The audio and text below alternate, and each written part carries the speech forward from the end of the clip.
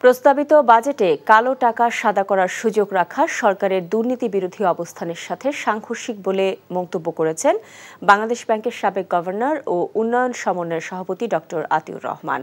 সকালে রাজধানীর বাংলা মোটরে উন্নয়ন সমন্বয় আয়োজিত বাজেটে প্রতিক্রিয়া অনুষ্ঠানে অনলাইনে যুক্ত হয়ে এ কথা বলেন তিনি।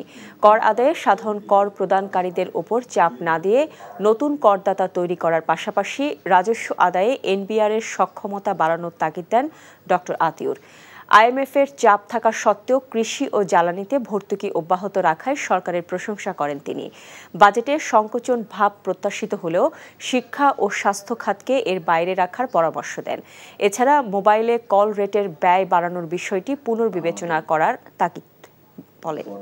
চীন অবস্থাও খারাপ, সুতরাং এটা তুলে দিলে হয়তো বিদেশ থেকে অনেক ডলার চলে আসবে, কিন্তু আমাদের অভিজ্ঞতা তা বলে না। গত কয়েক বছর থেকে আমরা এরকম সুযোগ দিয়ে দেখেছি যে সত্যিকার অর্থে যারা কালো টাকার মালিক তারা কিন্তু দেশে টাকা ফেরত আনে না সেইভাবে, শুধু শুধু সরকারের বদনাম হয়। বিষয়টি নিয়ে আমার মনে হয় যে ভাবা দরকার।